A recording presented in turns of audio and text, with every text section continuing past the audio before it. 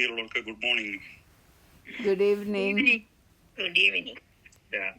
ആദ്യമായിട്ട് ഇങ്ങനൊരു അവസരം കൂടെ പ്രദാനം ചെയ്തു. അതിനായിട്ട് ഞാൻ ദൈവത്തെ സ്തുതിക്കുന്നു. ആദ്യം ഒരു കാര്യം പ്രസ്താവിക്കാനുള്ളത്, കഴിഞ്ഞ ആഴ്ച സിസ്റ്റർ മേരി കുരവയ്ക്കല് ടേപ്പ് ചെയ്തപ്പം ഓഡിയോ റെക്കോർഡിങ് ശരിയായില്ല.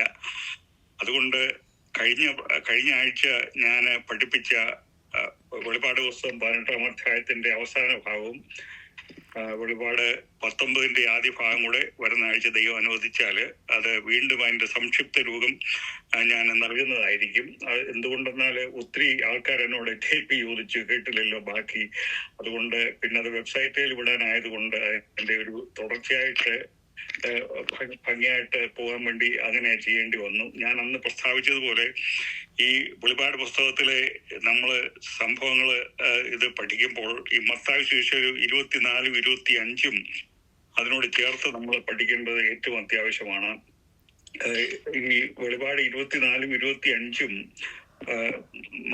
ഉൾപ്രാപ്പണത്തിന് ശേഷം, റാപ്ചറിന് ശേഷം ഉണ്ടാകുന്ന സംഭവവികാസങ്ങളാണ് ഈ 2 അധ്യായങ്ങളിലും അവിടെ പ്രസ്താവിച്ചിരിക്കുന്നത്. അതുകൊണ്ട് അതിലെ സംഭവങ്ങളെല്ലാം സഭയുമായിട്ട് പലരും കൂട്ടിക്കുഴയ്ക്കുന്നുണ്ട്. അത് നമ്മൾ തരം തിരിച്ച് പഠിക്കേണ്ടത് ആവശ്യമാണ്.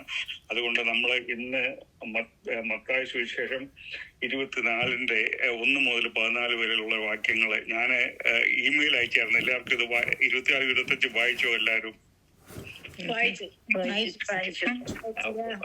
Very good, thank you very much. അതുകൊണ്ട് ഞാൻ എന്റെ ജോലി അതുകൊണ്ട് വളരെ സുഗമമാകും. അതുകൊണ്ട് കൂടുതലായിട്ട് വിവരിക്കാതെ നിങ്ങൾക്ക് മനസ്സിലാകുവാൻ സാധിക്കും. വായിച്ചതിന് വളരെ നന്ദി. ദൈവം അനുഗ്രഹിക്കട്ടെ.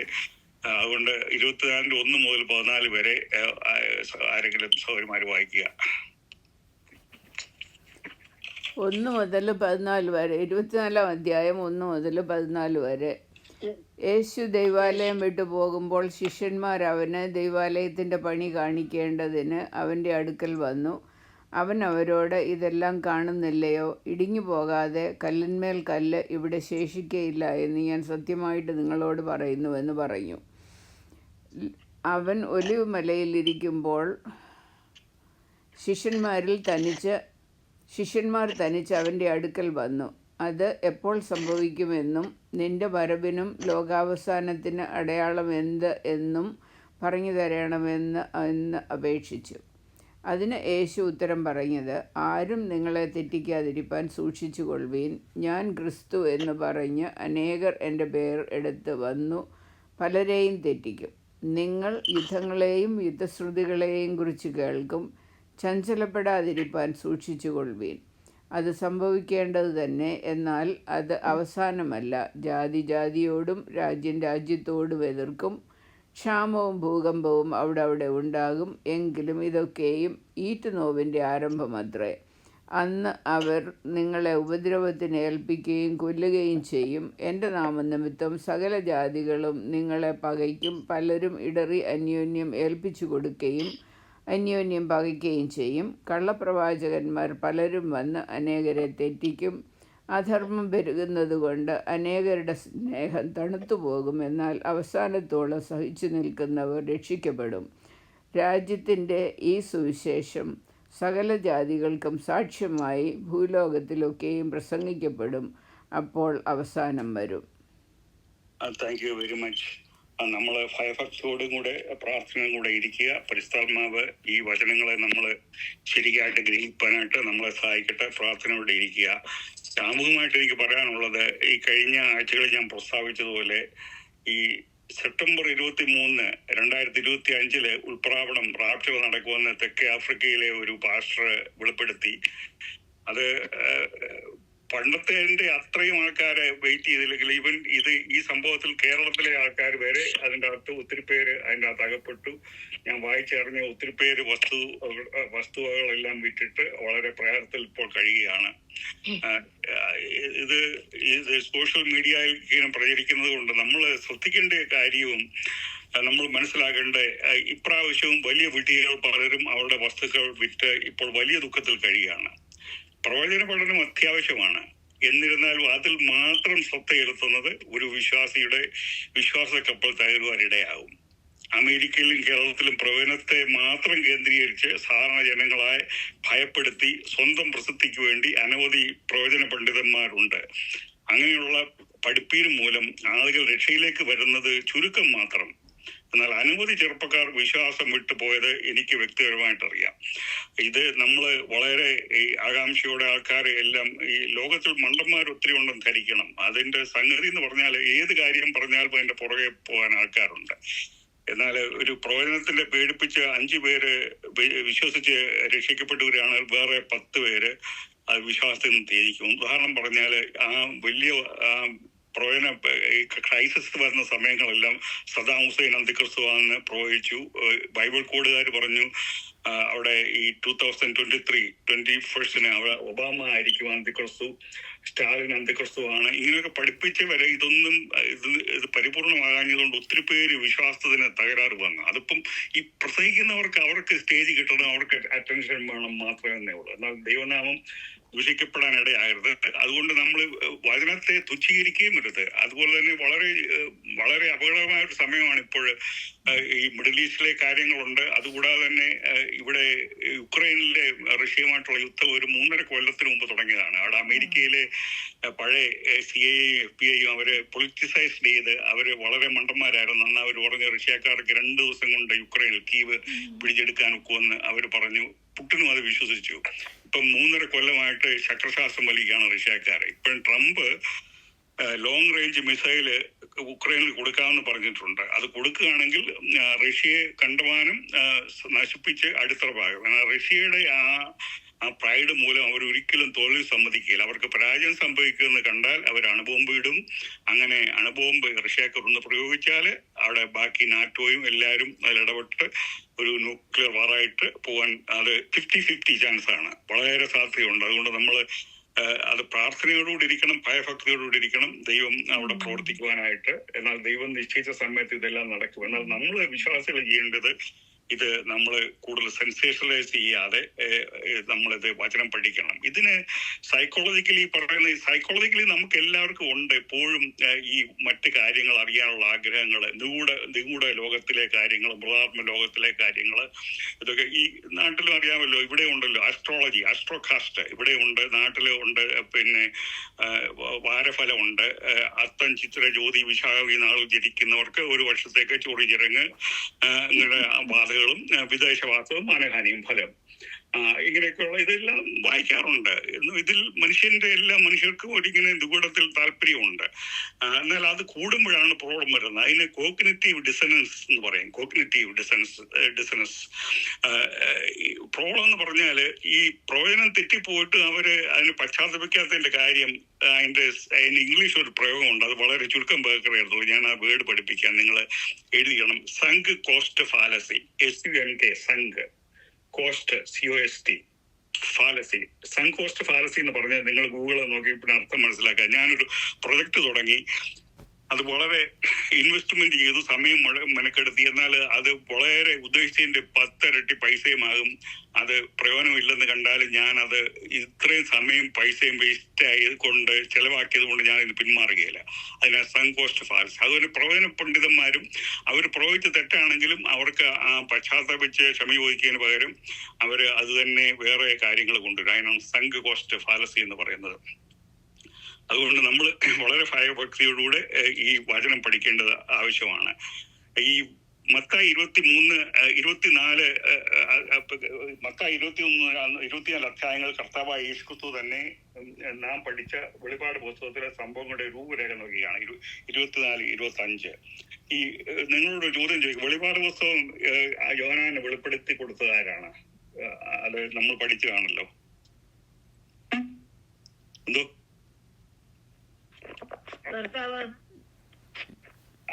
അവിടെ വെളിപാട് പുസ്തകം ഉണ്ടോ? 1-ാം അധ്യായത്തിൽ 1-ാം വാക്യം ഒന്ന് വായിച്ച് ആരാ അവിടെ അതിന്റെ സോഴ്സ് ആരാന്നുള്ളത്? ഈ വെളിപാട് പുസ്തകത്തിന്റെ സോഴ്സ് 1-ാം വാക്യം ഒന്ന് വായിക്കേ. യേശുക്രിസ്തുവിന്റെ വെളിപ്പാട്. അതെ, അടുത്ത വാക്യം മുഴുവൻ വായിച്ചു. യേശുക്രിസ്തുവിന്റെ വെളിപ്പാട് വേഗത്തിൽ സംഭവിക്കാനുള്ള തന്റെ ദാസന്മാരെ കാണിക്കേണ്ടതിന് ദൈവം അത് അവന് കാണിച്ചു കൊടുത്തു.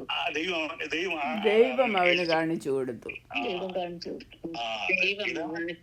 പിതാവ് യേശുക്രിസ്തുവിന് കാണിച്ചു കൊടുത്തു. ആ യേശുക്രിസ്തുവാണ് ദൂതം മൂലം യോഹന്നാന് നൽകുന്നത്. അപ്പൊ ഇതിന്റെ സോഴ്സ് എന്ന് പറയുന്നത് പിതാവായ ദൈവമാണ്. അപ്പൊ അത് ദൈവം എന്ന് അവിടെ പറയുന്ന പിതാവ്, അവിടെ യേശുക്രിസ്തുവിന് അതാണ് അത് നമ്മൾ അത് ശരിക്ക് മനസ്സിലാകാതെ അങ്ങനെയാണ് അവിടെ ഇത് വരുന്നത്. അപ്പൊ യേശുക്രിസ്തു നേരത്തെ തന്നെ മത്തായി 24-25 ഒരു ഔട്ട്ലൈൻ കൊടുത്തിരിക്കുകയാണ്. ഇവിടെ മത്തായി 24 യഹൂദന്മാരുടെ രാജാവായി വന്ന യേശുക്രിസ്തുവിനെ യഹൂദന്മാർ തിരസ്കരിച്ചു. യേശുക്രിസ്തുവിന്റെ 2 പ്രഭാഷണങ്ങളുടെ മധ്യത്തിലാണ് മത്തായി യേശുക്രിസ്തുവിന്റെ പരസ്യ ശുശ്രൂഷ രേഖപ്പെടുത്തുന്നത്. ഈ സർമൺ ഓൺ ദി മൗണ്ട് എല്ലാവർക്കും അറിയാമല്ലോ. അത് ഏതൊക്കെ അധ്യായങ്ങളാണ് സർമൺ ഓൺ ദി മൗണ്ട്? അതിന്റെ ഗിരിപ്രഭാഷണങ്ങൾ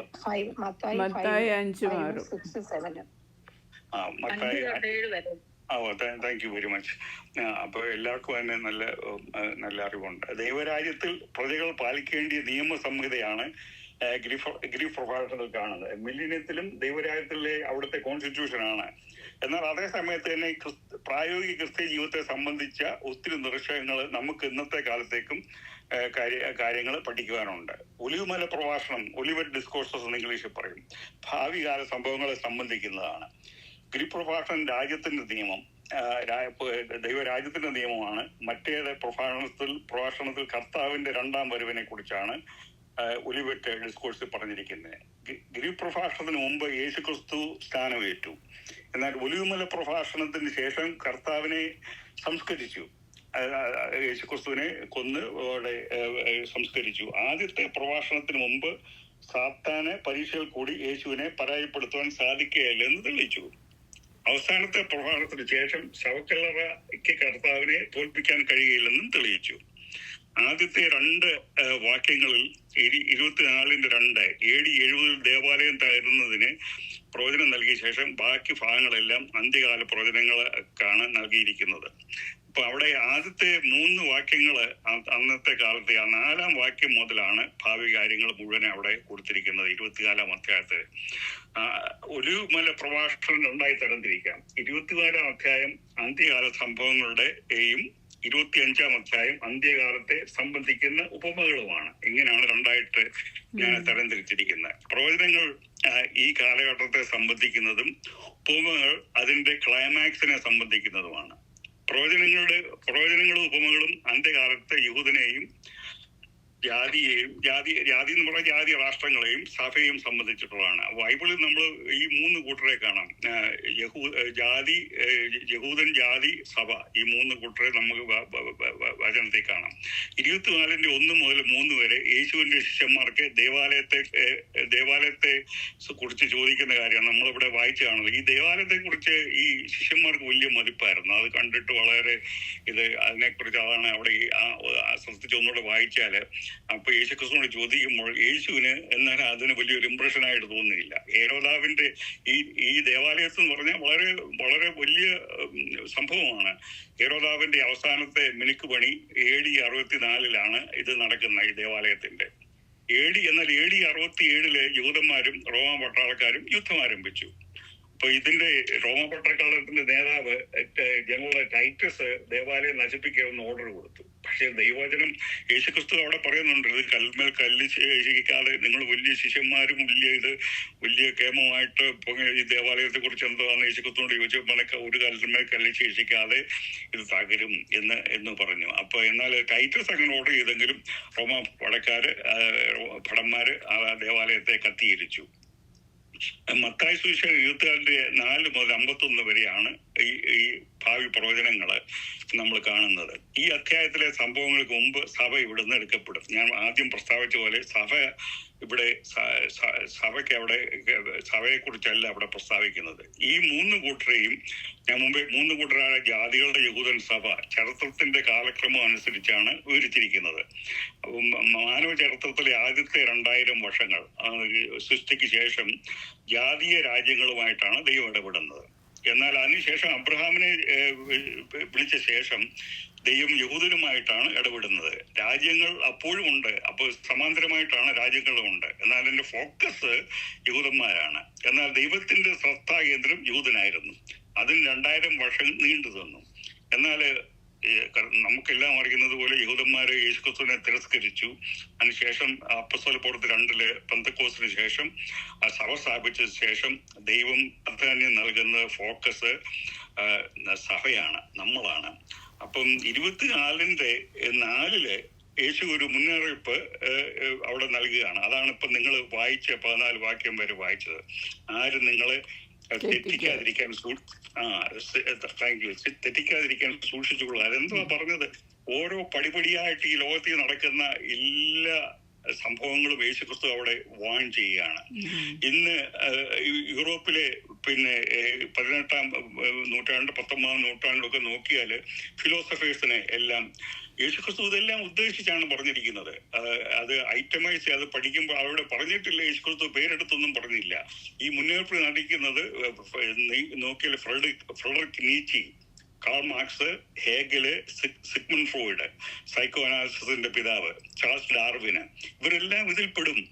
അപ്പം ഈ യൂദയ ക്രിസ്ത്യൻ അതിന്റെ ശക്തി പാശ്ചാത്യ രാജ്യങ്ങൾ പരാജയപ്പെട്ടപ്പോൾ അനവധി കൾട്ടുകൾ രൂപം കൊണ്ടു. നമുക്കറിയാം അമേരിക്കയിലാണ് പ്രത്യേകിച്ച് ഈ കൾട്ടുകൾ ഒത്തിരി ഉണ്ടായ. മോർമൻസ്, യഹോവ വിറ്റ്നസ്, സെവന്ത് ഡേ അഡ്വന്റിസ്റ്റ്, പിന്നെ ഒത്തിരി കൾട്ടുകൾ എല്ലാം. പിന്നെ മുസ്ലിം രാജ്യങ്ങളിൽ നിന്നുള്ള കുടിയേറ്റം, വളരെ പ്രശ്നങ്ങൾ ഇപ്പം യൂറോപ്പിലും അമേരിക്കയിലും സൃഷ്ടിച്ചുകൊണ്ടിരിക്കുകയാണ്.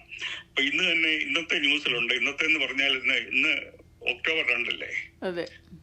ഒക്ടോബർ 2, 2025 മാഞ്ചസ്റ്ററില് അവിടെ ഒരു യഹൂദന്മാരുടെ സിനഗോഗില് ഒരു മുസ്ലിം തീവ്രവാദി 2 പേരെ കൊന്നു. ഒത്തിരി പേർക്ക് പരിക്ക് പറ്റിയിട്ടുണ്ട്. അവനെ വെടിവെച്ച് കൊന്നതായിട്ട് ഇപ്പം വന്നിരിക്കുകയാണ്. ഈ ലണ്ടൻ ഞാൻ നേരത്തെ പ്രസ്താവിച്ച പോലെ ഇംഗ്ലണ്ടും എല്ലാം അവിടെ യൂറോപ്പും എല്ലാവരും മുസ്ലിങ്ങളുടെ രീതിയിൽ കൈയടക്കി പോയിരിക്കുകയാണ്. അപ്പൊ ഈ ആഴ്ച വന്ന ഒരു ന്യൂസാണ്, ഊശലിലെ ഇന്റർകോണ്ടിനൽ എയർപോർട്ടില് അവിടെ ഒരു പ്രാർത്ഥനാ റൂമുണ്ട്. പക്ഷെ അത് മുസ്ലിങ്ങൾ കൈയടക്കിയിരിക്കുകയാണ്. ക്രിസ്ത്യാനികൾ പ്രാർത്ഥിക്കാൻ ചെന്നപ്പം നിങ്ങൾ അവിടെ നിന്ന് പോകാൻ പറഞ്ഞ് ഈ ആഴ്ചത്തെ വലിയൊരു ന്യൂസ് ആയിരുന്നു. അങ്ങനെ ഈ പാശ്ചാത്യ രാജ്യങ്ങൾ ദൈവത്തിന്റെ ശിക്ഷയാണ്, ദൈവത്തെ മറന്നത് കൊണ്ട് ഇങ്ങനെ സംഭവിച്ചുകൊണ്ടിരിക്കുകയാണ്. ഇവിടെ തന്നെ വലിയൊരു ന്യൂസ് കഴിഞ്ഞ ആഴ്ച വന്നു. ഊശലിലെ സൗത്തിലുള്ള സ്വിറ്റ്സർലാൻഡില് ഒരു ഹനുമാന്റെ ഒരു പ്രതിമയുണ്ട്, 90 അടി ഉയരമുള്ളത്, ഏറ്റവും വലിയ. അത് ഒരു കോൺഗ്രസ്മാൻ പറഞ്ഞ് അതിനെ മാറ്റണം എന്ന് പറഞ്ഞ് അതിന് വലിയ യൂട്യൂബിലൊക്കെ ഒത്തിരി കാര്യങ്ങളുണ്ട്. അപ്പൊ ഈ പാശ്ചാത്യ രാജ്യങ്ങളിലെല്ലാം യേശുക്രിസ്തുവിനെ മറന്നത് കൊണ്ട് ഇങ്ങനെ സംഭവിക്കുകയാണ്. അതാണ് യേശുക്രിസ്തു വാൺ ചെയ്തത്. ഇതാണ് 20ാം നൂറ്റാണ്ടിൽ യുദ്ധങ്ങൾ മൂലം യേശുക്രിസ്തു അവിടെ മുന്നറിയിപ്പ് നൽകിയതുകൊണ്ട് ചരിത്രത്തിൽ എത്രയോ പേരാ, കോടിക്കണക്കിന് ആൾക്കാരാ. ഈ 20ാം നൂറ്റാണ്ട് വരെയുള്ള എത്ര ആൾക്കാർ മരിച്ചോ അതിൽ കൂടുതൽ 20ാം നൂറ്റാണ്ടിൽ തന്നെ മരിച്ചിട്ടുണ്ട്. യുദ്ധത്തിൽ 1-2 ലോകമഹായുദ്ധങ്ങള്, പിന്നെ കമ്മ്യൂണിസ്റ്റ് രാജ്യങ്ങൾ കോടാനുകോടി ആൾക്കാരെ കൊന്നിട്ടുണ്ട്.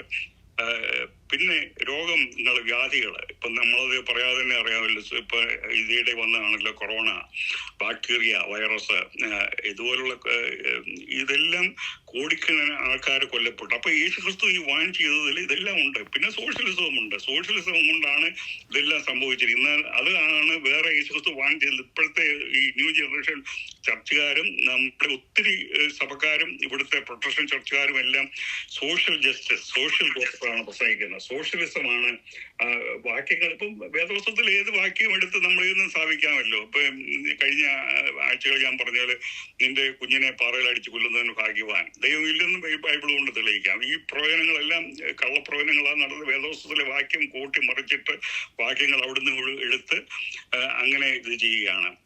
ഇതിപ്പോ ഈ വേദപുസ്തകം ചിലര് ഒരു വ്യാഖ്യാനിക്കാൻ പോകുന്ന ഒരു 5-6 വയസ്സുള്ള ഒരു ചെറുക്കന്റെ കയ്യില്, ഒരു പയ്യന്റെ കയ്യിൽ ലോഡഡ് ഗൺ, ഒരു ഗണ്ണ് നിറച്ച് കൊടുക്കുന്നവരാണ് പലർക്കും ഈ വേദപുസ്തകം. അത് പത്രോസ് വാൺ ചെയ്തിട്ട് മുന്നറിയിപ്പ് നൽകിയിട്ടുണ്ട്.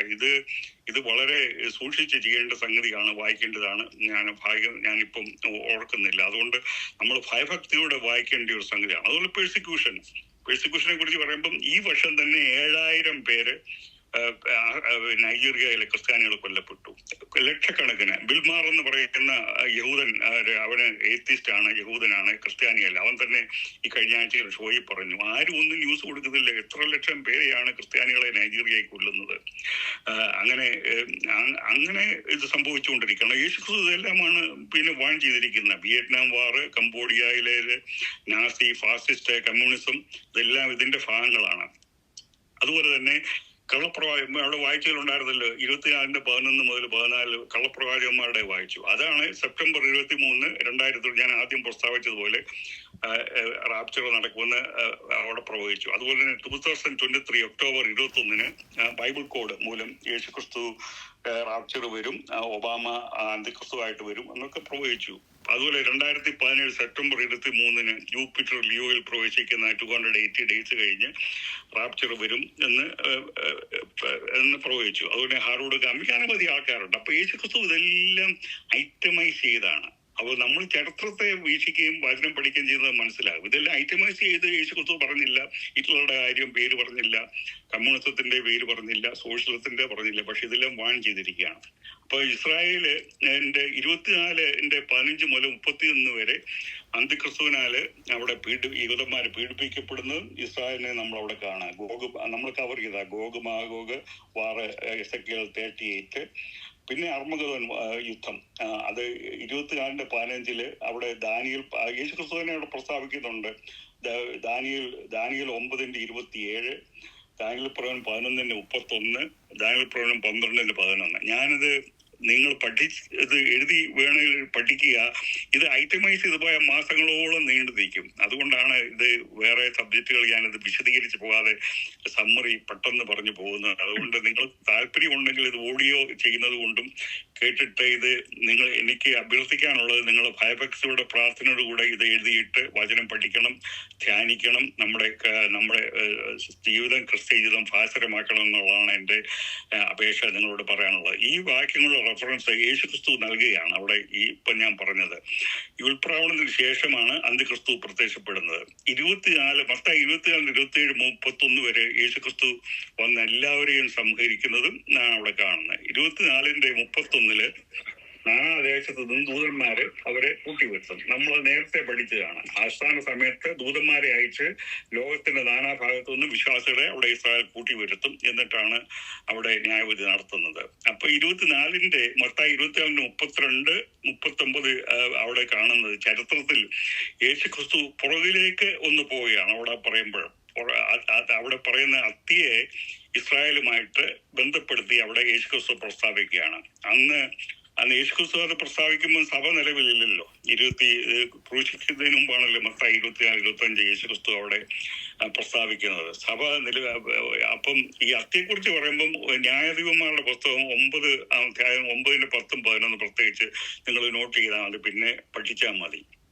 എന്നാൽ മത്തായി 24 അത്തിയെ കർത്താവിന്റെ മധ്യാകാശപരവുമായിട്ട് അവിടെ യേശുക്രിസ്തുവോട് ബന്ധിപ്പിച്ചിരിക്കുകയാണ്. ഇസ്രായേലും അതിന്റെ അവിശ്വാസവും ഒരു കാരണമാണ്. അത്തി തളിർക്കുമ്പോൾ വേനൽ അടുക്കുന്നു. എല്ലാവർക്കും നമുക്കെല്ലാം പരിചയമുള്ളത്, നമ്മൾ ചെറുപ്പം മുതൽ കേൾക്കുന്ന 24-32 അത് കാണുന്നത്. വചനത്തിൽ 3 വൃക്ഷങ്ങളെ ഇസ്രായേലിനെ വിളിക്കുവാനായി അവിടെ ദൈവം ഉപയോഗിച്ചിട്ടുണ്ട്.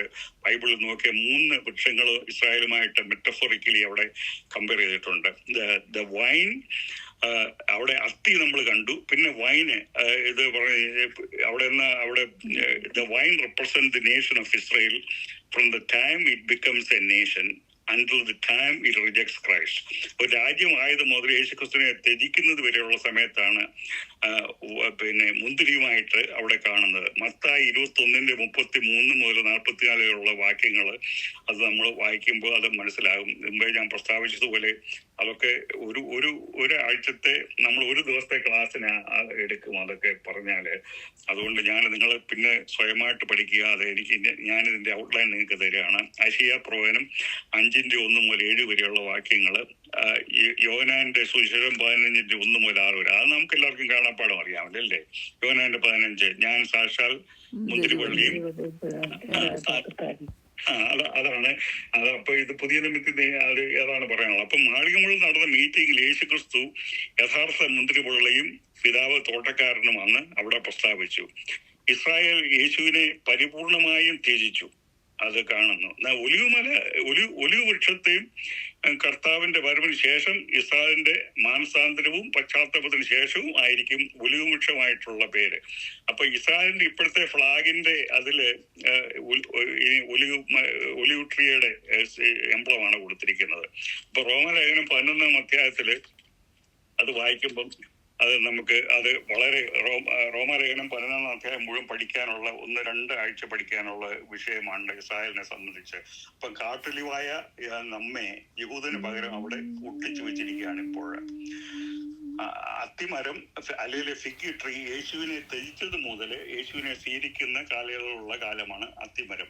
അത്തിമരത്തെ ശപിച്ചത് ഒരു സിംബോളിക് ആക്ടാണ്. അത്തിയെ ശപിച്ചത് നിങ്ങൾക്ക് ഓർമ്മയുണ്ടല്ലോ, വാക്യം വായിക്കുന്നതൊക്കെയാണല്ലോ അല്ലേ? അത് എന്തുവാ സത്യം, അതൊരു സിംബോളിക്കാണ്. അതൊരു ഉപമയും അതൊരു ഒരു അത്ഭുത പ്രവൃത്തിയും കൂടെ ആണ്. മത്തായി 21 അപ്പൊ ഇസ്രായേലിനെ യഥാർത്ഥമായി ശപിക്കുന്നത് മത്തായി 23 അധ്യായത്തിൽ നമുക്ക് കാണാം. അവിടെ മത്തായി 21 മറ്റേ വിവരണമുണ്ട്. എന്നാൽ അതുപോലെ അത്തിയെ ശപിച്ചത് സിംബോളിക്കാണ്. അതുപോലെ ഇസ്രായേലിനെ യേശുക്രിസ്തു അവിടെ ശപിക്കുന്നതായിട്ട് 23 അധ്യായം കാണാം. അപ്പോൾ 24-32 ശാപത്താൽ നശിച്ച അത്തിവൃക്ഷം ഇസ്രായേൽ വീണ്ടും ജീവിക്കും. അപ്പൊ ഇസ്രായേൽ മരിച്ചല്ലോ, അത് നമുക്കറിയാമല്ലോ. അത്തിവൃക്ഷത്തെ ശപിച്ചു. എന്തുവാ നമ്മൾ പഠിച്ചതാണ് AD 70 തുടങ്ങിയ നാശം. AD 135 എല്ലാവരും ഇസ്രായേൽ ഒന്നും നാട് കടത്തപ്പെട്ടു പോയി. അപ്പൊ 1948 വീണ്ടും ഒലിവുമരം കിളിർത്തുവെങ്കിലും ഫലം കായ്ച്ചിട്ടില്ല. ഇപ്പോഴും ഫലം കായ്ച്ചില്ല. ഇന്ന് ഇസ്രായേൽ നോക്കിയാൽ അവർ സെക്യുലർ രാജ്യമാണ്. ലോകത്തിലെ ഈ ഗേ പ്രൈഡും ലോകത്തിലെ വലിയ പരേഡുകളൊന്ന് യെരുശലേമിലെ പരേഡൊക്കെ. അപ്പം യേശുക്രിസ്തു തന്നെ പറയുന്നുണ്ട്, നോഹയുടെ കാലം പോലെയും സോദോം ഗോമോറ പോലെയും ആയിരിക്കും എന്നവിടെ പ്രസ്താവിക്കുന്നുണ്ട്. അതാണ് 3 മരവുമായിട്ട് അവിടെ യേശുക്രിസ്തു താരതമ്യപ്പെടുത്തിയിരിക്കുന്നത്. ഇനിയും നമ്മൾ മത്തായി 25 1 മുതൽ 13 വാക്യങ്ങൾ ആരെങ്കിലും ഒന്ന് വായിക്കുക. 25 അധ്യായത്തിലേക്ക് നമുക്ക് പ്രവേശിക്കാം. 1 മുതൽ 13 വരെ. രാജ്യം മണവാളനെ എതിരേൽപ്പാൻ വിളക്ക് എടുത്തുകൊണ്ട് പുറപ്പെട്ട 10 കന്യകമാരോട് സദൃശ്യമാകും. അവരിൽ 5 പേർ ബുദ്ധിയില്ലാത്തവരും 5 പേർ ബുദ്ധിയുള്ളവരും ആയിരുന്നു. ബുദ്ധിയില്ലാത്തവർ വിളക്കെടുത്തപ്പോൾ എണ്ണ എടുത്തില്ല.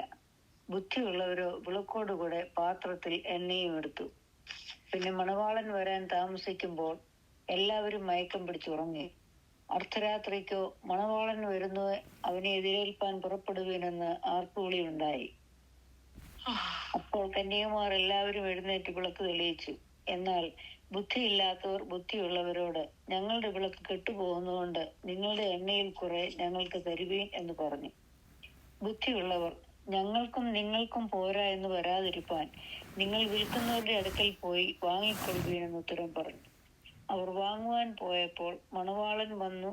ഒരുങ്ങിയിരുന്നവർ അവനോടുകൂടെ കല്യാണ സദ്യക്ക് എന്ന് വാതിലടയ്ക്കുകയും ചെയ്തു. അതിന്റെ ശേഷം മറ്റേ കന്യകമാരും വന്ന്, കർത്താവേ കർത്താവേ, ഞങ്ങൾക്ക് തുറക്കണമേ എന്ന് പറഞ്ഞു. അതിന് അവൻ, ഞാൻ നിങ്ങളെ അറിയുന്നില്ല എന്ന് സത്യമായിട്ട് നിങ്ങളോട് പറയുന്നു എന്ന് പറഞ്ഞു.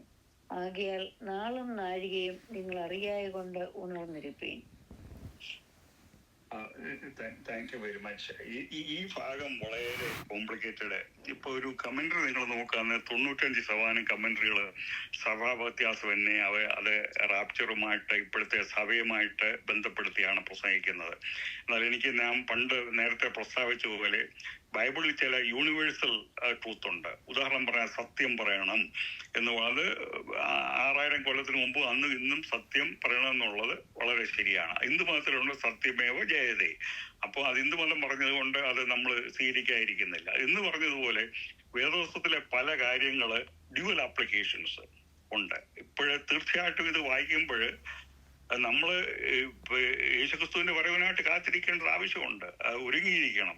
അതിൽ പ്രശ്നമെന്ന് പറഞ്ഞാല് ഇതിന് പ്രൈമറി ആപ്ലിക്കേഷൻ ഉണ്ട്, സെക്കൻഡറി ആപ്ലിക്കേഷൻ ഉണ്ട്. ഞാൻ പ്രസ്താവിച്ചതുപോലെ ഇത് റാപ്ചറിന് ശേഷം നടക്കുന്ന സംഗതികളാണ്. അതുകൊണ്ട് പ്രൈമറി ആപ്ലിക്കേഷൻ അതാണ്. അതുകൊണ്ട് അതിന് ഉദാഹരണം പറയാം. ഫുണറലെല്ലാം എന്നും പറയുന്ന ഒരു വാക്യമുണ്ടല്ലോ, വെളിപാട് 14:13. എല്ലാ ഫിണറുകളും നമ്മുടെ വിശ്വാസികളുടെ എല്ലാത്തിലും ഇതുമാണ്. ഇന്ന് മുതൽ കർത്താവിൽ മരിക്കുന്ന മൃതന്മാർ ഭാഗ്യവാന്മാർ, അതെ, അവർ തങ്ങളുടെ പ്രയത്നത്തിൽ നിന്ന് ശ്രമിക്കേണ്ടതാകുന്നു. അപ്പം അത് ഇപ്പം വായിക്കുന്നതുകൊണ്ട്, ഇപ്പം പറയുന്നതുകൊണ്ട് തെറ്റുണ്ടോ? ഇപ്പൊ എല്ലാരും പറയുന്നത്, നിങ്ങൾ എന്തോ പറയുന്നു? തെറ്റില്ല. തെറ്റില്ല. അതിന് ഞാൻ പറയുന്നത് ഡ്യുവൽ ആപ്ലിക്കേഷൻ എന്നുള്ളതാണ്.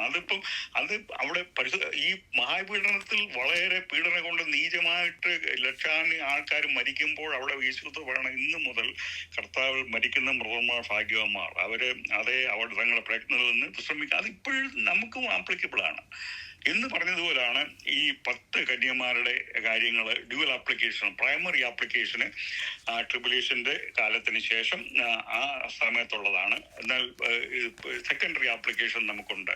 എന്നാൽ വേറെ കൂട്ടർ എത്ര ഒരു പെന്തക്കോസ്ത് ഗ്രൂപ്പിൽ അവര് പറയുന്ന അന്യഭാഷ പറയാത്ത ബാക്കി എല്ലാ സമുദായക്കാരും അവര് എണ്ണയില്ലാത്ത പരിശുദ്ധാത്മാവില്ലാത്തവരാണ് എന്നുള്ളതാണ് അവരുടെ ഒരു വ്യാഖ്യാനം.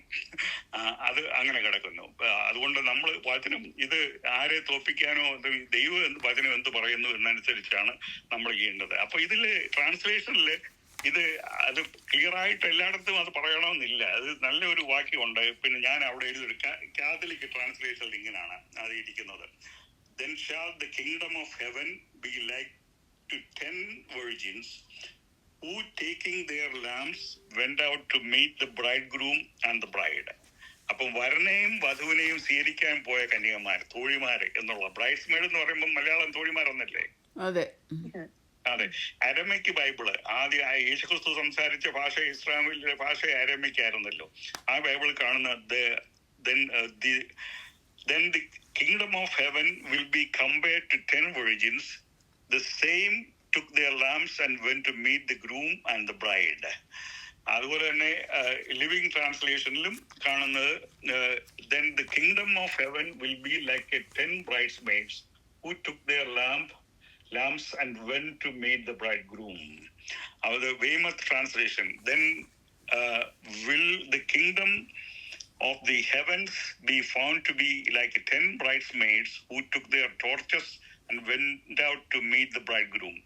ബ്രൈഡ്സ്മെയ്ഡ്സ് എന്ന് വളരെ ക്ലിയർ ആയിട്ട് പറയുന്നുണ്ട്. അത് തോഴിമാരാണ്, അത് യേശുക്രിസ്തുവിന്റെ കന്യകമാരല്ല. അപ്പൊ എന്നിട്ട് കഴിഞ്ഞ ആഴ്ച പറഞ്ഞതുപോലെ ശത്രുക്കള് ഇതായിട്ട് പറയുന്നുണ്ടോ, യേശുക്രിസ്തു പിന്നെ 10 കന്യകമാരെയാണോ കല്യാണം, പോളിഗമിയാണോ നിങ്ങൾ ക്രിസ്ത്യാനിറ്റി പഠിപ്പിക്കുന്നത്? യൂട്യൂബിൽ നോക്കിയൊക്കെ അറിയാം പോളിഗമിയാണോ, മുസ്ലിങ്ങളെ പോലെയാണോ. ഇവിടെ തോഴിമാരാണ്. ബ്രൈഡ് സഭ എന്ന് പറയുന്ന പുതിയ നിയമസഭ മാത്രമാണ് മെറ്റഫോറിക്കലി പറയുന്ന യേശുക്രിസ്തുവിന്റെ ബ്രൈഡ് എന്ന് പറയുന്നത്. ഇസ്രായേൽ തോഴിമാരാണ് മറ്റുള്ളവര്. അപ്പോൾ ഉൽപ്രാപണത്തിന് ശേഷമുള്ള സംഭവങ്ങളാണ് ഇവിടെ നാം കാണുന്നത്. 10 കന്യമാരെ കാണിക്കുന്നത് 10 പൂർണ്ണതയെ സൂചിപ്പിക്കുന്നു. 10 കൽപ്പനകൾ നമ്മൾ അറിയാം, 10 കൽപ്പന. എന്നാൽ സഭയിൽ എങ്ങനെയാ? സഭയിൽ എത്ര പേര്? 10 പേര് വേണമെന്നാ കോറം എന്തുവാ പറഞ്ഞിരിക്കുന്നത്? ഓർമ്മയുണ്ടോ? മത്തായി 18:20 അല്ല 2-3 നിങ്ങൾ എവിടെ കൂടിയാലും അതാണ്. ഇപ്പം 10 കോറം. അപ്പൊ അവര് ഈ 2-3 അവര് സഭയെ പ്രതികരിക്കും. അപ്പൊ ഇവര് ഈ കന്യമാര് സഭയെ പ്രതികരിക്കുന്ന റെപ്രസെന്റേറ്റീവ് അല്ല, മണവാട്ടിയാണ് സഭയെ പ്രതികരിക്കുന്നത്. വിരുന്നിന് വന്ന തോഴിമാരാണ് ഇവര്. അപ്പം സ്വർഗത്തിലെ മണവാളന് ബൈബിൾ സമയത്ത് വരൻ വധുവിന്റെ ഭവനത്തിൽ ചെന്ന് അവളെ അവന്റെ ഭവനത്തിലേക്ക് കൊണ്ടുപോകും. ആ യാത്രയില് കൂട്ടുകാർ പലരും ഒരു യാത്ര പോലാണ് പോകുന്നത്. അതിന് ഇടയ്ക്ക് കൂടും. അതിനുശേഷമാണ് കല്യാണ സദ്യക്ക് പോകുന്നത്. മണവാളൻ വന്ന് മണവാട്ടിയെ ചേർത്ത് പോകുന്ന പ്രൊസഷൻ, ആ യാത്രയില് ഇസ്രായേലിനെയും ആ പ്രൊസഷനിൽ ചേരുവാൻ വിളിക്കും. അവർ വരുന്ന വഴിയിൽ സ്വീകരിക്കുവാൻ ഒരു കൂട്ടം ഇസ്രായേൽ തയ്യാറാകും. അപ്പൊ തോഴിമാരാണ് ബ്രൈഡിന്റെ കൂടെ. നമ്മുടെ ക്രിസ്തുവിന്റെ ബ്രൈഡിന്റെ കൂടെ പോകുന്ന തോഴിമാരാണ് ഈ 5 പേര്. അപ്പൊ ഈ പരിശുദ്ധാത്മാവിന്റെ പ്രവർത്തനം 25-ന് 2 പോലെ 5 പേര് കാണിക്കുമ്പം അപ്പം അവിടെ കാണുന്ന ഈ ഉപമയിൽ വിളക്കിൽ ഇപ്പൊ ഇവിടെ വിളക്കിൽ എണ്ണ എടുത്തില്ല. ചിലർ കൂടെ തെറ്റിദ്ധാരണയുണ്ട്. ഈ ബുദ്ധിയില്ലാത്ത കന്യമാരുടെ വിളക്കിലും എണ്ണ ഉണ്ടായിരുന്നു. അപ്പൊ ഇവിടെ ഈ ഭൂമിയിൽ ഇങ്ങനെ കാണുന്നത് NET ബൈബിള് ഞാൻ അവിടെ വായിക്കാം. 25:3 When the foolish ones took their lamps, they did not take extra olive oil with them. Extra olive oil. അപ്പം വിളക്ക് ഈ ബുദ്ധിയുള്ള 5 കന്യമാരുടെയും വിളക്ക് കത്തി, ബുദ്ധിയില്ലാത്തവരുടെയും കത്തി. പക്ഷേ എക്സ്ട്രാ ഓയില് എടുത്തില്ല. അത് കുറച്ച് കഴിയുമ്പം ആ ബുദ്ധിയില്ലാത്ത കന്യമാരുടെ വിളക്കിലെ എണ്ണ തീർന്ന് അത് കെട്ടുപോയി. അതാണ് ഇവിടെ കാണിക്കുന്നത്. ഒരു കാര്യം ഒഴികെ 2 കൂട്ടരും ഒരുപോലെയാണ്. ബുദ്ധിയില്ലാത്ത കന്യകമാരുടെ വിളക്കിൽ എണ്ണ ഉണ്ടായിരുന്നു, അവരുടെ വിളക്കിൽ എണ്ണ ഉണ്ടായിരുന്നു, എന്നാൽ എക്സ്ട്രാ എണ്ണ ഇല്ലായിരുന്നു. മണവാളനെ സ്വീകരിക്കുന്ന സമയത്ത് മാത്രം കാത്തിരിക്കുവാനുള്ള മാത്രമല്ല, ഈ എണ്ണ എന്ന് പറയുന്നത് മണവാളം മാത്രം വരുമ്പം കത്തിരിക്കാനുള്ളതല്ല. ഇത് പരിപാടി തീരുന്നവരെ രാത്രി മുഴുവനും കത്തേണ്ട ആവശ്യം തീർച്ചയായിട്ടും ഉണ്ട്. The foolish virgins have oil in their lamps, but not in their vessels. That is the crucial difference. വിളക്ക് ദൈവവചനത്തെ കാണിക്കുന്നു. സങ്കീർത്തനം 119 105 വാക്യത്തില് നമ്മളത് ഇത് വിളക്കാണെന്ന് നിങ്ങൾ ഞാൻ വായിക്കുന്നില്ല, സമയം കടന്നു പോകുന്നതുകൊണ്ട്. ഞാൻ മോഡറേറ്ററോട് അനുവാദം ചോദിച്ചിട്ടുണ്ട് ഫ്യൂ എക്സ്ട്രാ മിനിറ്റ് എടുക്കുമെന്ന്. അത് ഞാനൊരു ഇന്ത്യൻ പ്ലേ ചെയ്യുന്നില്ല, പെർമിഷൻ ചോദിക്കാതെ 10 മിനിറ്റ് സാധാരണ ഉപദേശമായിരിക്കുന്നതിൽ ഞാൻ നേരത്തെ പെർമിഷൻ വാങ്ങിച്ചിട്ടുണ്ട്. അതുകൊണ്ട് എക്സ്ട്രാ 5 മിനിറ്റ് എടുക്കുന്നതായിരിക്കും. അത് ഞാൻ പ്രസ്താവിക്കുകയാണ്, തെറ്റിദ്ധാരണ വരാതിരിക്കാൻ വേണ്ടി. ഇവരുടെ ലോകത്തിലെ, ഈ ഇരുണ്ട ലോകത്തിലെ നമ്മുടെ ഏക വെളിച്ചം എല്ലാവരുടെയും വിളക്ക് ആദ്യം കത്തിയതുപോലെ ചിലർക്ക് പരിശുദ്ധാത്മാവിന്റെ ഒരു ഉത്തേജനം ലഭിച്ചെന്ന് വരാം. അപ്പം ഈ ബുദ്ധിയില്ലാത്ത കന്യകമാർക്ക് അവര് പരിശുദ്ധാത്മാവിന്റെ ഒരു ഉത്തേജനം, അവര് മിമിക്രി, അവര് ഫോൾസ് ബിലീവേഴ്സ് ആയിരുന്നു. അപ്പം നമ്മുടെ ഈ 1 കൊരിന്ത്യർ 2:14 അത് പിന്നെ നിങ്ങൾ വായിച്ചാൽ മതി, സമയമില്ലാത്തതുകൊണ്ട് ഞാൻ വായിപ്പിക്കുന്നില്ല. വെസൽ എന്ന് പറയുന്നത് നമ്മുടെ വ്യക്തിപരമായ ജീവിതത്തെ അവിടെ കാണിക്കുകയാണ്. 2 കൊരിന്ത്യർ 4:7 അതുകൂടെ നിങ്ങൾ പിന്നെ ചേർത്ത് വായിക്കുക. ഇത് കഴിഞ്ഞിട്ട് വായിച്ചാൽ മതി, ഇപ്പം വായിപ്പിക്കുന്നില്ല. 5 കന്യകമാർക്ക് പരിശുദ്ധാത്മാവ് ശക്തിയോടെ പ്രകാശിച്ചു. മറ്റേ കന്യകമാർക്ക് യഥാർത്ഥ വിശ്വാസികളല്ലായിരുന്നു, ട്രൂ ബിലീവേഴ്സ്. അവര് പ്രൊഫസേഴ്സ് ആയിരുന്നു. വിശ്വാസം ഉണ്ടെന്ന് അവര് ക്രിയകളെല്ലാം ചെയ്തു, അവരെല്ലാം പറഞ്ഞ് പോയിട്ട് ആ നിലയിൽ കാര്യങ്ങളൊക്കെ ചെയ്തു. ഇപ്പം വേറൊരു നമ്മുടെ ക്രിസ്ത്യൻ ജീവിതത്തിൽ കൂടെയാണ് നാം യഥാർത്ഥത്തിൽ വീണ്ടെടുക്കപ്പെട്ടവരാണോ എന്ന് തീരുമാനിക്കുന്നത്. ഒരു ഉദാഹരണം പറയാം. നമ്മുടെ ഈ ക്രിസ്ത്യ ഭവനത്തിൽ ജനിച്ച് വളർന്ന് നമ്മള് പ്രാർത്ഥനയും എന്നും ചർച്ചിൽ പോവുകയും ഒക്കെ ചെയ്യുന്ന നമ്മുടെ മക്കളും ആ പ്രാർത്ഥനയെ, കുടുംബ പ്രാർത്ഥനയെ പങ്കെടുക്കും. നമ്മുടെ കൂടെ ചർച്ചില് സഭായോഗത്തിന് പോകും, പ്രാർത്ഥിക്കും, സൺഡേ സ്കൂളിൽ പോകും. ഇതെല്ലാം വാക്യങ്ങൾ കാണാൻ പഠിക്കും. പക്ഷെ അവര് കർത്താവായ യേശുവിനെ സ്വന്തം രക്ഷകനായി സ്വീകരിക്കുന്നവരെ അവർ യഥാർത്ഥ വിശ്വാസികളാണ്. എനിക്ക് ആയിരക്കണക്കിന്, നിങ്ങൾക്കും അറിയാമായിരിക്കുമല്ലോ. അങ്ങനെ ക്രിസ്ത്യ കുടുംബത്തിൽ ജനിച്ചുകൊണ്ട് ഓട്ടോമാറ്റിക്കലി അവര് ക്രിസ്ത്യാനികളാകുന്നില്ല എന്ന് പറയാം. അവർക്ക് എന്നാൽ വെളിച്ചമുണ്ട്. അവർ ആ പരിശുദ്ധാത്മാവിന്റെ ആ സന്തോഷം അനുഭവിച്ച് പ്രാർത്ഥിച്ച് ആ മാതാപിതാക്കളുടെ കൂടെ തന്നെ ചർച്ചിലും പോയി സന്തോഷം അനുഭവിച്ചു. അവരും മറ്റൊരാണ്, അവർ തെറ്റിദ്ധരിച്ചു പോയി അവർ യഥാർത്ഥ വിശ്വാസികളാണ്. യഥാർത്ഥത്തില് മണവാളം വരുമ്പം അവർ വിടപ്പെടുന്ന എന്തുകൊണ്ടാണ്? എന്നാൽ പരിശുദ്ധാത്മാവ് യഥാർത്ഥത്തിൽ ഒരു വിശ്വാസിയാണെങ്കിൽ അവർക്ക് പരിശുദ്ധാത്മാവ് ഉണ്ട്. അതിന് അന്യഭാഷ പറയണമെന്നോ യാതൊന്നുമില്ല. ഉദാഹരണം റോമാലേഖനം 8:9, anyone who does not have the spirit of Christ does not belong to him. അപ്പൊ ഇവിടെ കാണുന്ന indwelling of the holy spirit, പരിശുദ്ധാത്മാവിന്റെ വാസം. പരിശുദ്ധാത്മാവ് വന്ന് നമുക്കൊരു ഉത്തേജനം തന്നേച്ച് പോകുന്നത് പോലെയല്ല. പരിശുദ്ധാത്മാവ് നമ്മൾ വസിക്കുമ്പോഴാണ് നമ്മൾ യഥാർത്ഥത്തിൽ ഒരു ദൈവവിശ്വാസിയായിട്ട് തീരുന്നത്. അപ്പൊ ക്രിസ്തുവിന്റെ കുടുംബത്തിൽ ജനിച്ചത് കൊണ്ട് ഒരു പ്രകാശം ലഭിക്കുമെന്ന് മാത്രമേ ഉള്ളൂ. ഉദാഹരണത്തിന് പറഞ്ഞാൽ എബ്രായ ലേഖനം 6:4 മുതൽ 6 വരെ വാക്യങ്ങൾ അവിടെ പറയുന്നുണ്ട്. ഒരു പ്രകാശനം ലഭിച്ചു എന്ന് മാത്രമേ ഉള്ളൂ. അപ്പൊ ഇവിടെ ഈ ബുദ്ധിയുള്ള കന്യകമാര്, അവർക്ക് എക്സ്ട്രാ ഓയിൽ ഉണ്ടായിരുന്നു. അവര് മറ്റവര് ആ എക്സ്ട്രാ ഓയിൽ എടുത്തിട്ടില്ല. അവര് റിയൽ ബിലീവേഴ്സ് അല്ലായിരുന്നു. ഞാൻ ഇത് എക്സ്ട്രാ മിനിറ്റ് ചോദിച്ചു എങ്കിലും 9 മണിക്ക് ഇവിടെ തീരുകയാണ്. അതിന് ബാക്കി എക്സ്ട്രാ മിനിറ്റ് 3-4 മിനിറ്റ് നിങ്ങൾക്ക് ചോദ്യം ചോദിക്കാനുണ്ടെങ്കിൽ അതുകൊണ്ടാണ് എക്സ്ട്രാ മിനിറ്റ് ഞാൻ മോഡറേറ്റേഴ്സിനോട് ചോദിച്ചത്. ഇപ്പൊ 9 ഞാൻ എന്നാലും സമയത്ത് തന്നെ തീർത്തു. എങ്കിലും ചോദ്യം എന്തെങ്കിലും ഇതിനെക്കുറിച്ച്, ഇത് കോംപ്ലിക്കേറ്റഡ് സബ്ജക്റ്റ് ആയതുകൊണ്ട് ഞാൻ ഒരു 4-5 മിനിറ്റ് നിങ്ങൾക്ക് തരികയാണത്.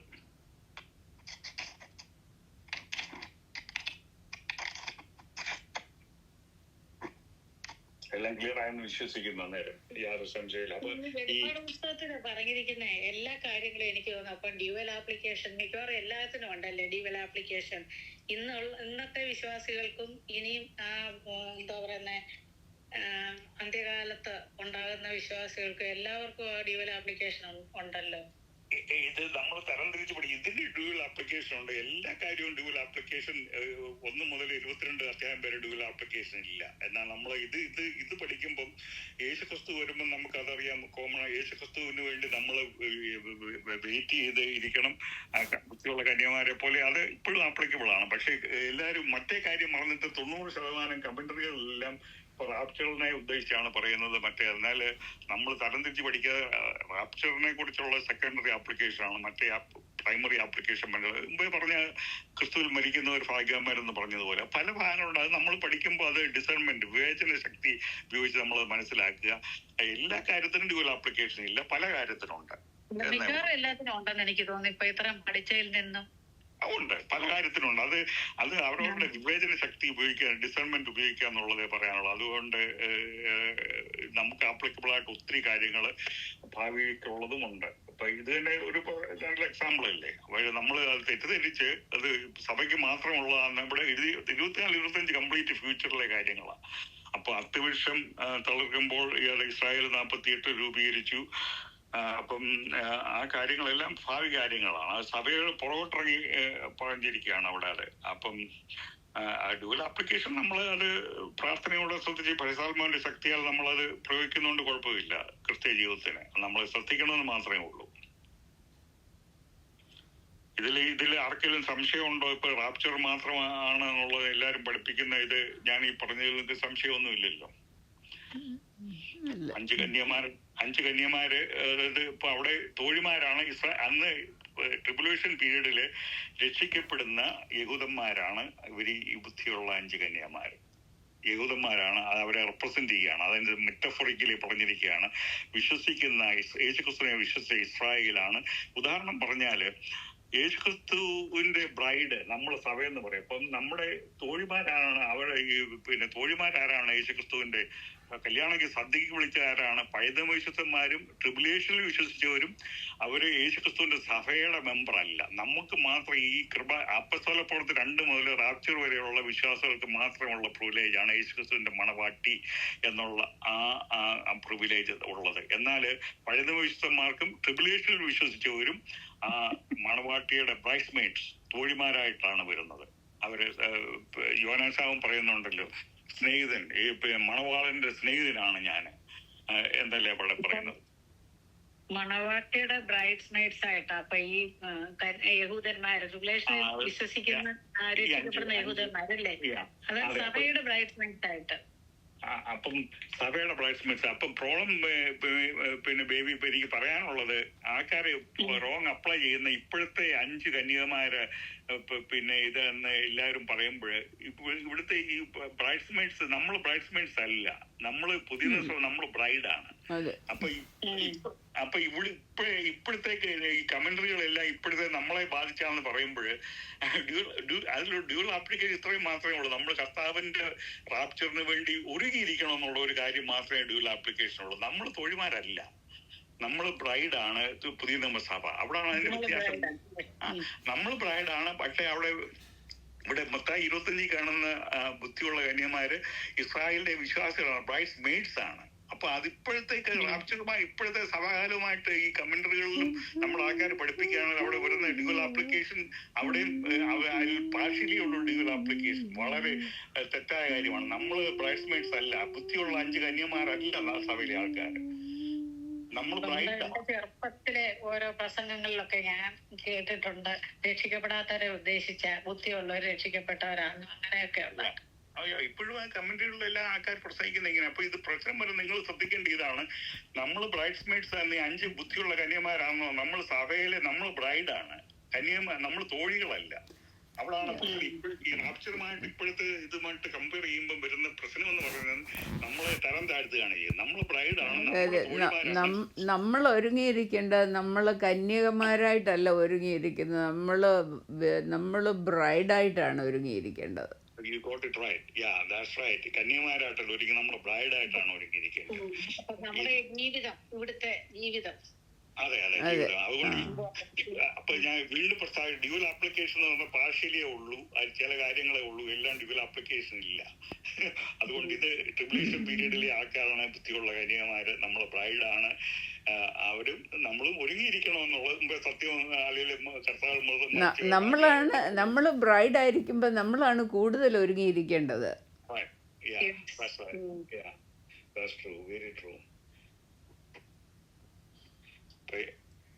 അപ്പൊ ഇത് റെക്കോർഡ് ആയില്ലെന്ന് ശരിയായല്ലോ. It's all record. ഓക്കെ. അപ്പൊ സാത്താന് ന്യൂസൻസ് ഉണ്ടാക്കിയാലും പരിശുദ്ധാത്മാവെന്ന ദൈവം സർവശക്തനായതുകൊണ്ട് അവൻ ഒരിക്കലും അങ്ങനെ അത് ഫെയിലാകാൻ അനുവദിക്കുകയില്ല. It's completely recorded. പിന്നെ വേറൊരു കാര്യം കൂടെ, 24 അധ്യായത്തിൽ ഒടുവിലോട്ട് വരുമ്പോഴേ ചെമ്മരിയാടും കോലാടുമായിട്ട് തിരിക്കുന്ന സമയത്ത് ചെമ്മരിയാടുകളോട് ശപിക്കപ്പെട്ടവരെ എന്നെ വിട്ടു പോവുകയെന്നും പറഞ്ഞ് അവരെ നരകത്തിലേക്ക് വിടുന്ന രംഗം ഉണ്ടല്ലോ. അത് കോലാടിനെയാ വിടുന്നത്, ചെമ്മരിയാടിനെയാ. കോലാടിനെ, sorry.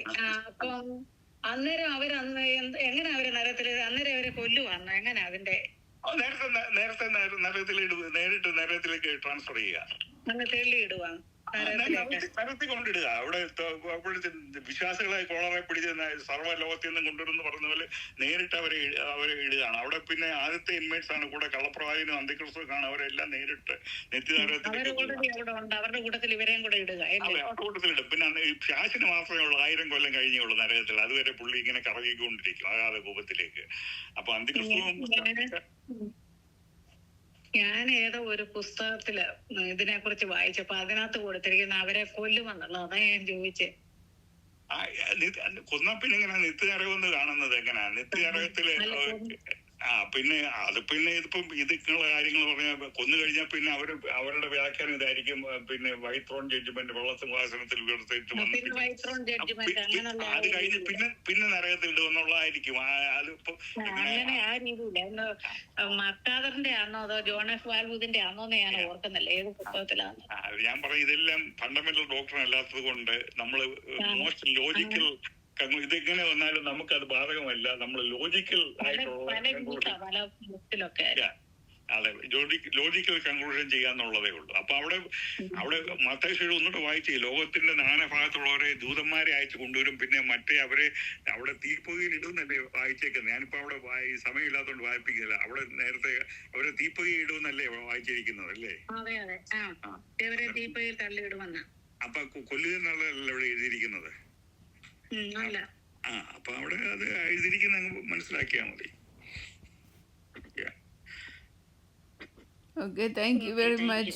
And thank you very much. Appreciate. God bless you all. Okay. Thank you.